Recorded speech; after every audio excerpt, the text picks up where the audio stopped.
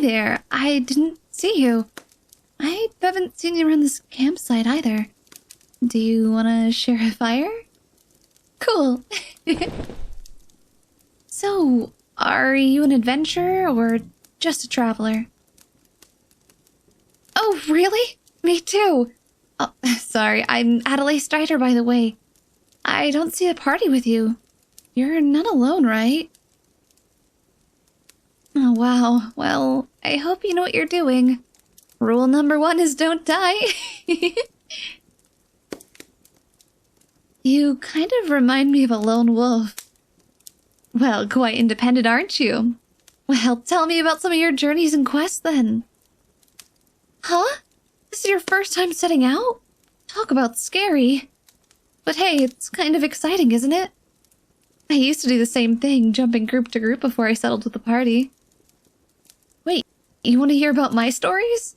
Well, sure, I got loads. Back when I was green to this whole adventuring business, I kind of just floated around and helped different groups who needed extra hands on the job.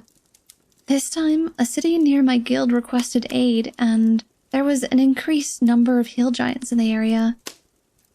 The job itself was pretty low pay, and a bit below my abilities with my previous work. But I felt like something was just off, you know? I joined up with a few city guards and a handful of Iron Ring adventurers. Then we headed out to a nearby forest.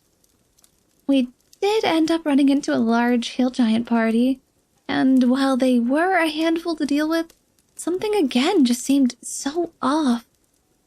Just to find hill giants wandering in a forest, it's just not their normal stomping ground. We made camp like a stone's throw away, and when one of the guards on watch spotted another dead hill giant, he was positive we didn't kill them. He checked the wounds left on them, and it was done by much larger and primitive weapons. We decided to rest, but once we regained enough strength, I found some tracks and we followed it back to a nearby mountain range. More specifically, it led to a cave system. There was a fresh coat of blood at the entrance, and it was clear something far more dangerous lurked within it. Something scary enough to run out a band of hill giants at least. I told them we needed to go back and request help from more skilled adventurers, but they were really adamant about clearing it out, just in case it attacked the city. I am a very fast cart driver, but I just couldn't leave them to deal with the dangers without me. So, I buckled up and prepared to dive in further. At first, it was quiet, but a distinct gnawing noise could be heard echoing throughout the entire cave system. As I scouted further and further, I saw a pretty gruesome sight. Humanoid and hill giant bodies were just littered about the cave. Ogres surrounded a roasting spit, and an unknown meat was cooking on it. That's when I knew we needed to get out of there. There was no way our group could take them all on, but before I could meet back with the others, one of the Iron Rings tried to scout up next to me, and, well, she alerted the entire cave. It quickly became an all-out brawl, and their overwhelming force was horrifying. We had no magic users, so we had to rely on me to shoot their multiple targets at once. As we retreated further back to the entrance, it became more and more difficult to use my arrows. The caves were just so narrow.